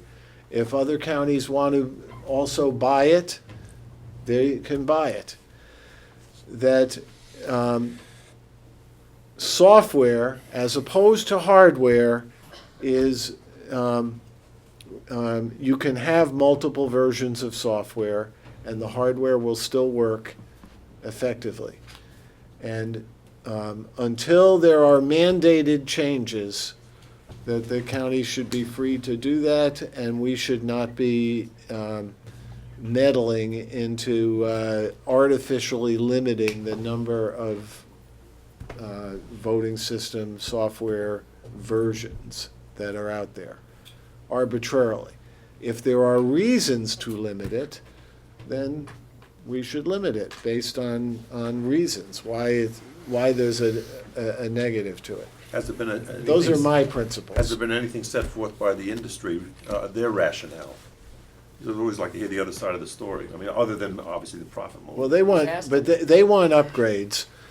Voting is different than most software. So, for example, in our offices, we get regular upgrades of our software perhaps once a month.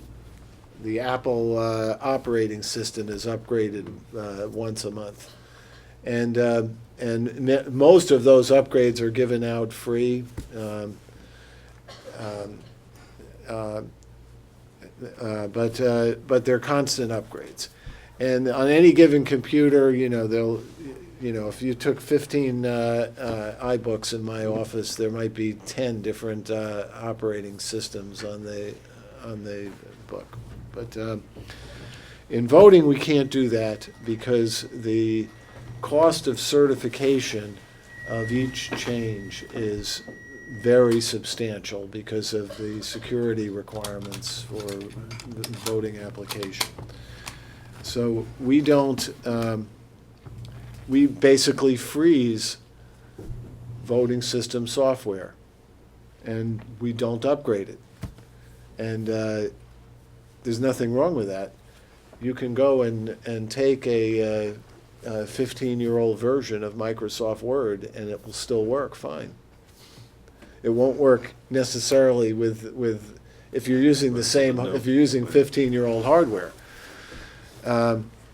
So there's no requirement to upgrade the software other than convenience.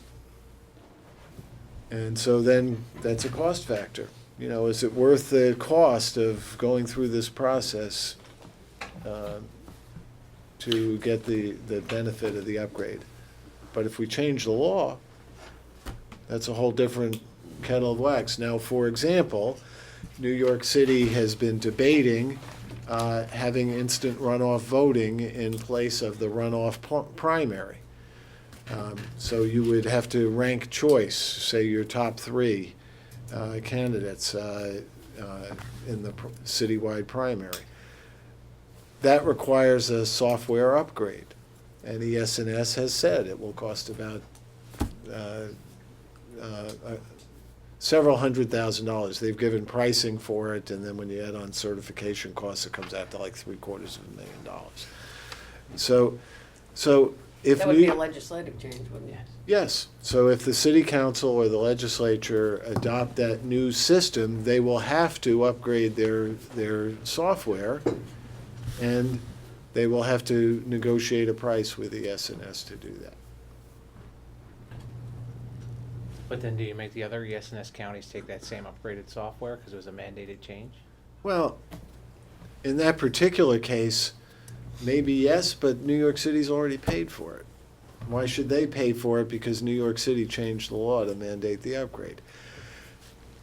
But they're the only ones doing the instant runoff also, if Like the if language another, requirements that only apply to New York. Yeah, but That's they why don't, gave it the to other everybody. counties wouldn't need to do it. Right. The other 5 counties would, Because with the SNS, I think it's my understanding, only 2 of their counties have actually signed maintenance agreements, Is that right? one of which is not New York City. So Just they, the big dogs, so they get what. so what else does maintenance provide besides, why else would a county enter into a maintenance contract with a Well, there's vendor? phone support, there's on-site support, there are those other kinds of support but that's issues that you can support. cut out. That's not what they call software maintenance. Right, you could That's cut that support. out of their support package and price that differently, or negotiate it differently if So you were the maintenance county would and the really vendor. only refer to upgrades like this? Making automatic upgrades. and the one other item that we've talked about a little bit, which still is kind of floating out there, we still, as a principle, think if the state passes a law to change the requirements, that we, the state, should pay for that. We have no mechanism to do that, and the statute still says the vendor pays for testing.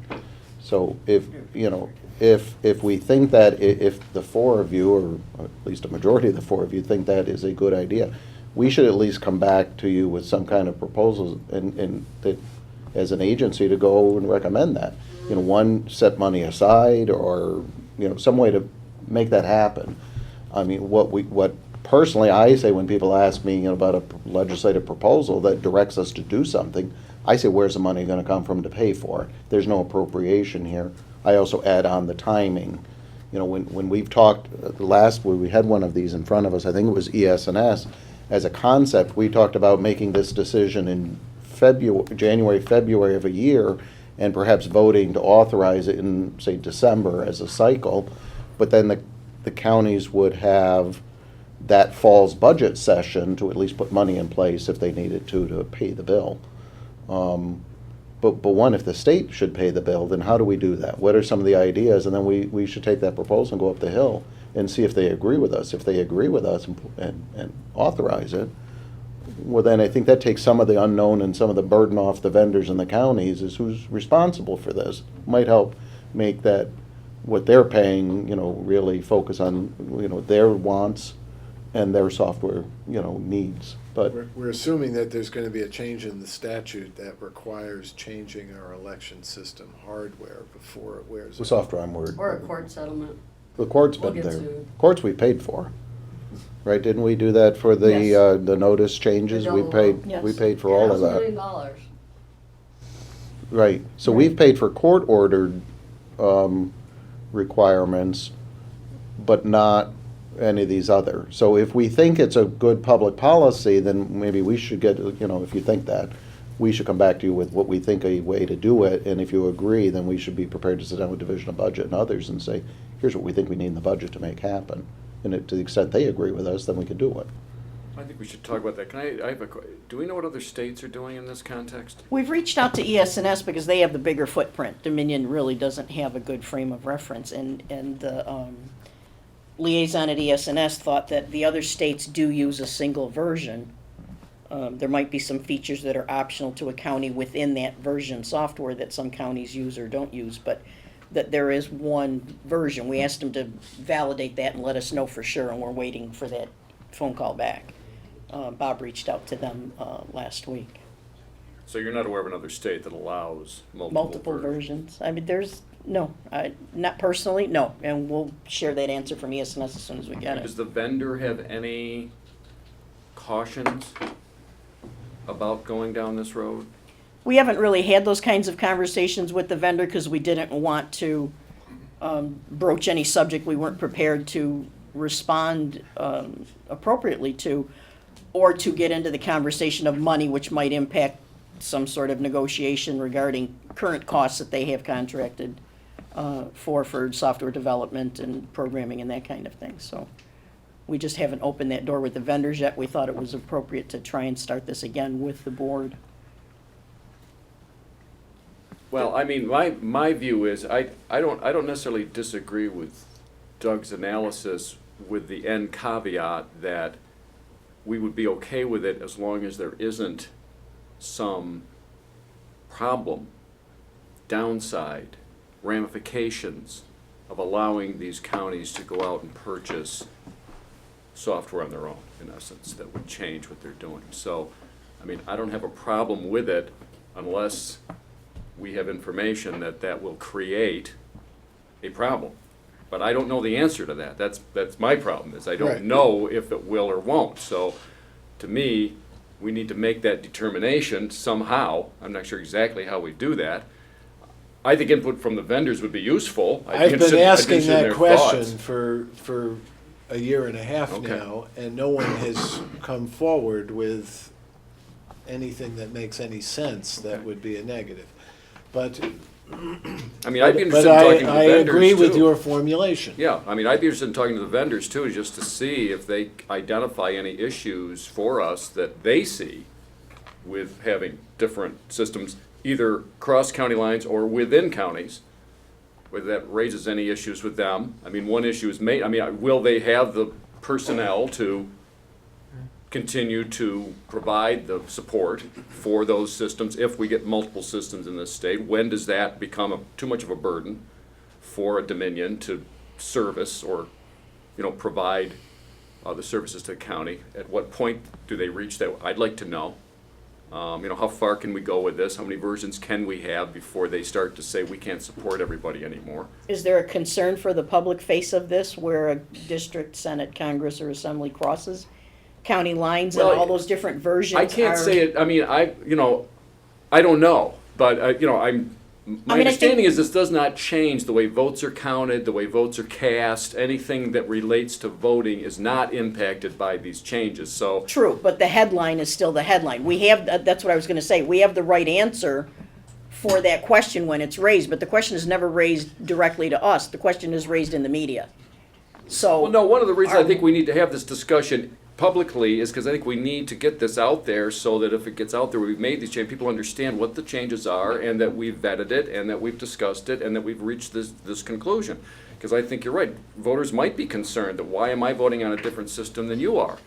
That's a legitimate question. Well, we should have an answer for that. Or a candidate who wants to Or a contest the candidate that has the results. same question, how come in Westchester I'm voting on one system, but over here in Ulster it's different when I'm representing both counties?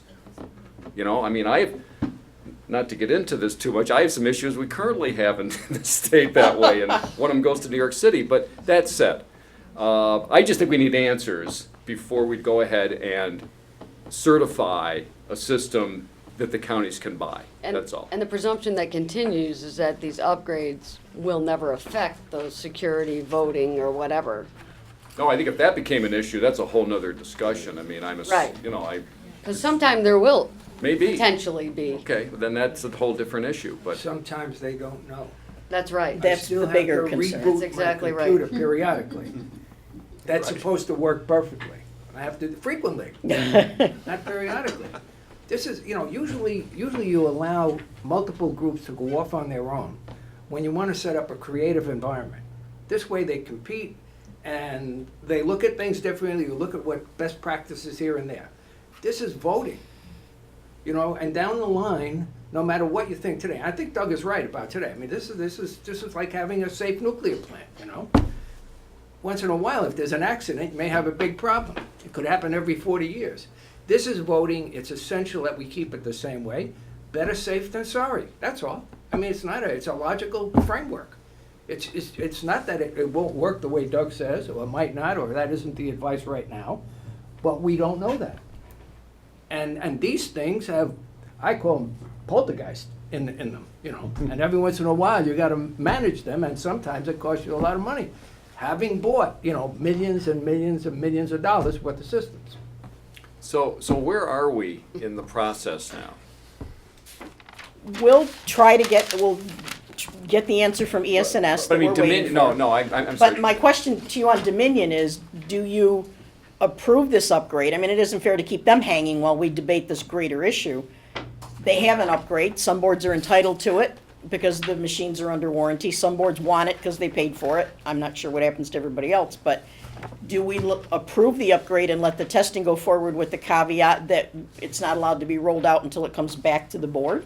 Because you can always not certify it. Wait a minute. Well, that's It always has the to be case. certified. That's what I'm saying, Right.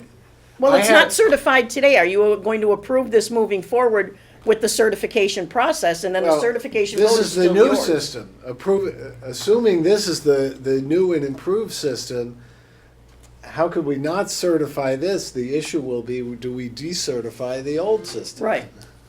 Well, Well, I don't think that's the only Or- question, Doug. I don't Go ahead. agree. I think you could either, Just tell them, no, we're not yeah, gonna let you yeah, upgrade. that's an option. I mean, I don't think that's, So the counties who've already paid for the maintenance will get nothing. that's for what true. they No, paid that's, for. and that's a problem. I'm not, Well, when I said that, you said too bad. I mean, I'm not disputing there's an issue there. There's definitely an issue there. I'm not This would suggesting, but allow I think, varying versions within the same county. I got that. I just think I would like to know the answer to these questions. Yeah, we've but what raised county here. would do that? I don't know. The ones, some have some sorts of maintenance Yeah. that don't, and others that Now, don't. why would a county have two systems in the same? Because some are still under warranty and some are not, and they didn't purchase the maintenance, so some are entitled to the upgrade and some are not. The BMD component would not get the entitlement. You're not, I'm just saying what Bob Warren Yeah. said. no, he didn't use the word some. He, He said you- some, some what? some Well, the voting counties. systems are still under warranty within the county. They would get the upgrade because it comes as part of their 5-year warranty. They bought those units later on in the process. The units that were purchased initially are no longer All right, but the under, county does not have to do that if it doesn't want to. You don't have to take the upgrade, even if it's covered under warranty, if you don't want it, okay, is what I get that now. I'm Right, hearing so it if differently there's- now. So if there's a negative of the county having two different systems within the same county, the county can solve It's in that their problem power to by not solve it. taking it. Okay. Or by paying for the upgrade. I for didn't the hear other it that way machine. when you went through that before. But would we still allow it? Why wouldn't we allow it? I mean, for a county to take it and run two different versions in the same county. Why wouldn't we allow it? Well, that's What's the the pivotal negative? question. That's the, I think that's what we're trying to decide. Yeah. Yeah, At least but- I am. I But to don't know. me, Not enough information. to me, the burden is on the person who's suggesting that there's a problem to identify the problem. Well, would you want the staff, I mean, if we look through whatever, in this case, this vendor If is we're going to proposing to us, if we use those principles, should we come back to you saying, do we think that, I mean, there's like 3 or But I 4 think we things should they're hold doing. off on that What until our we staff find- analyze I it wasn't and say expecting to a vote today, you. but I know the The vendor's first gonna call item and say is, when. no, you know, they want to do is this energy use of this machine. What would be the harm if they had 2 different energy readings within the county? You know, that you would have to analyze each one. Is there a harm on each one? Because you'd have to look, what are they proposing? And if we come back to you and say, you know, they're gonna have 2 different tapes. Well, okay, so what different fonts? You know, I don't know if that's a big harm. If there's 2 different energy readings, it just means you're gonna have to take more maintenance on this one instead of that one. Maybe that's a problem, maybe it's not. But would you want the staff to analyze if there's 8 things in here that we would say to you, we've looked at all 8 Yeah. and we think, or NYSTEC thinks, that we Yeah. can live with all of these. Maybe 3 years from now, something's in there we can't live with, but at least you'll have that I information think there's 2 issues. at your as I see. authorization. I think there's 2. I think the first issue is whether or not the changes that are being asked for would have any negative impact on either a county or the state itself by having some people adopt it and some people not. That's the first question. The second question to me is, what is the long-term ramifications of doing that? If we allow this to go forward and 5 years down the road, there is a mandated change, how would that be handled? How would we adopt that? How would counties that haven't done the upgrade, you know, adapt to that? How would that all work? I would like to try to answer that question now, rather than waiting the 5 years and then having us in a bind where we're going, oh geez, we got a problem now because we allowed these systems to go forward. We have 2 different systems and now this mandated upgrade is a big problem for us. I'd rather anticipate that because I think it's going to happen at some point. Of course. And knowing it's going to happen, we should have an answer now as to how that's going to be handled then, rather than waiting for the crises to occur and then trying to deal with it at the time. So those are the two issues to me. I agree And- with the way you frame the issues. I think the latter question I'm prepared to answer now, but I've thought about it, and and indeed, what we have been doing so far since 2008 has been that system, which is that if there is a change mandated by state law, that the state will pay for the change. And so I propose that we continue following that practice, and that at that time, since we're doing a state-mandated change, we would require everybody to get the updated software. You know, that's fair enough to me. I just. So in other words, I have an answer for it now. You don't have to agree to it today, but. Okay. but- Yeah, no, I understand. But I've thought about it. As to the first, I think you frame the question the same way I frame it, which is there a negative by having two versions, either for the county, within the county, or for the state? And so far, whenever I have asked that question, no one has identified to anything that I would find sufficient to say, no, we won't allow that to happen. And so on that basis, I'm prepared to say that they can go ahead with these proposed changes. And that assuming that they get it right and it passes our certification testing, I'd be prepared to vote to certify it, and I would not be prepared to vote to decertify the existing system, which are the legal questions that will eventually be presented. Because at this point, we're only asked, are we inclined to grant certification for this new system? Well, I'm not Yeah. inclined to vote today. No, I'm not either. No, I don't think And I we're being think your asked to vote. suggestion is a good one, that the staff ought to take a look at this and give us answers in those two frameworks. Okay. And that How long- fact-finding involves conversation with the vendors, I would. I mean, I think they're an How important long will part that of this. take you? Do you have any idea? depending upon when your next meeting is. I'm happy to, no, we're happy to start this today. We've been talking about it daily in our unit, and, as recently as last week, Wednesday, I think it was, with Todd and Bob. So we're happy to continue that conversation, bring the vendor into it, and put some facts together. Not pros and cons, but just lay out some facts that you can absorb, and we can arrange a conference call with the vendors if y'all want to be on it. We're happy to do that too.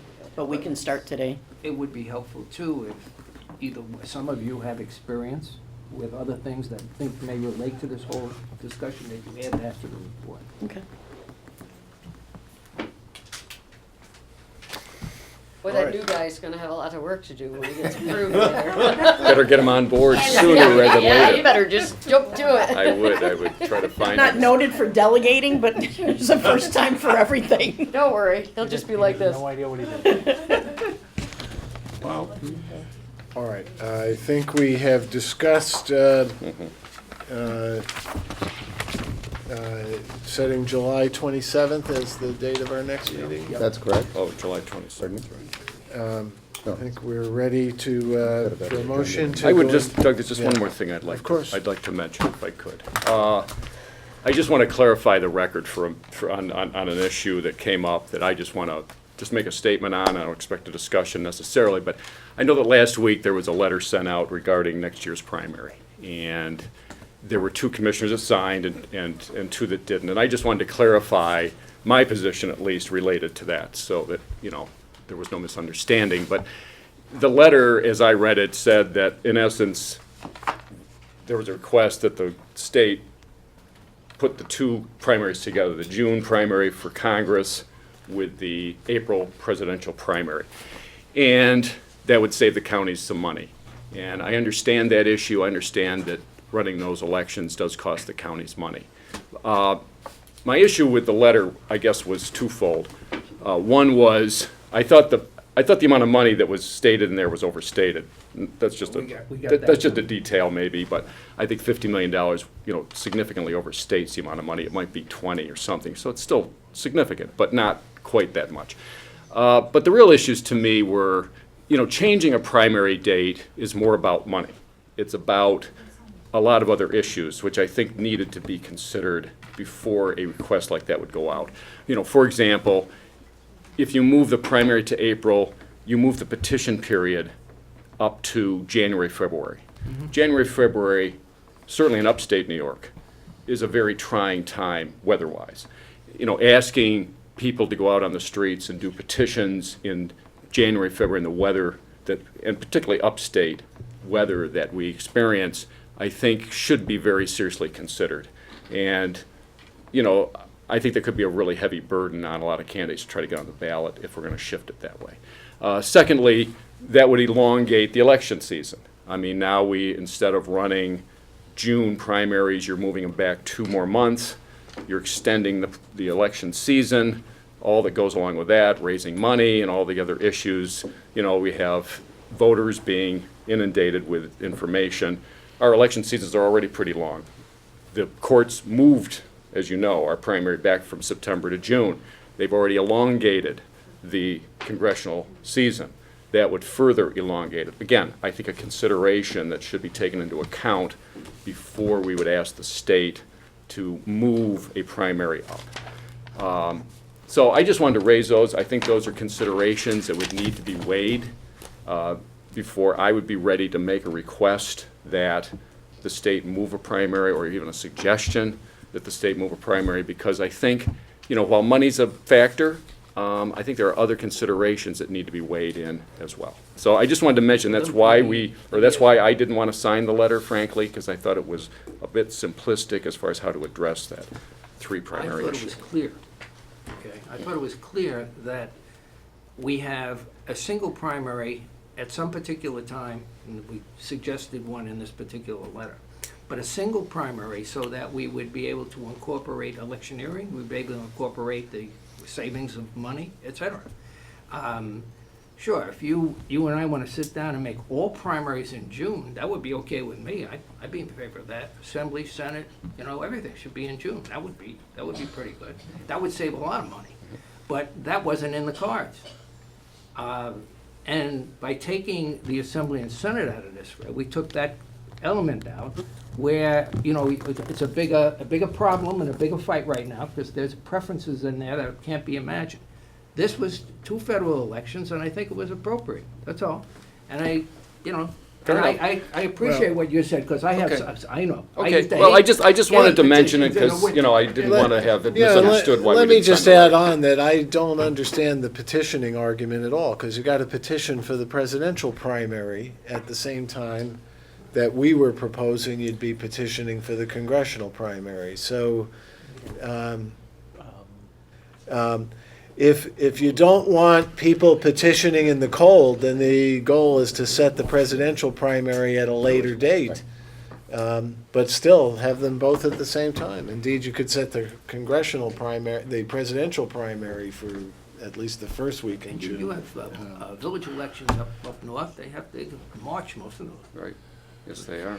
Well, but a lot of those villages. A lot of them do don't caucusing. petition. A lot of them do caucusing. We Well, on don't a petition nice either. round But road. unfortunately, the 4 of us don't get I to know, decide this that's all. issue, so. Fair enough, I just wanted to mention it. Okay. Do you Go have a ahead, personnel Commissioner. issue that we have to You wanna vote do on? that first in public? Appointment or is there tonight? Discussion? There's Oh. no discussion. If you want to just make it in public, we can vote on it now. Okay, gonna move, we can move, we were hiring Brendan Lavallo to the position vacated by Joe Burns. I would move that we make that appointment. Those in favor, say aye. Opposed? All right, Okay. it's done. So now, I move we go into executive session for discussion of items that are confidential. Okay, and I'll second that. And I would just make note that I may have remarks after the executive session concerning subjects that we discuss on that, so that our tape people public? should stick. Public, Right.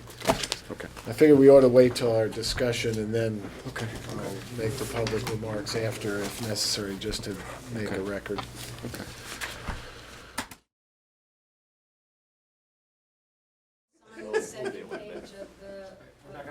He's going to make I don't see the lights on. Neither one of them. Well, then they should put that one on. Once they see who's speaking, they will. Red lights I'm on. gonna speak. Green lights off. Wait, am I looking this up right? In our high-tech All right, we are resuming from executive session. I wanted to make some remarks about one of the issues that we discussed in executive session.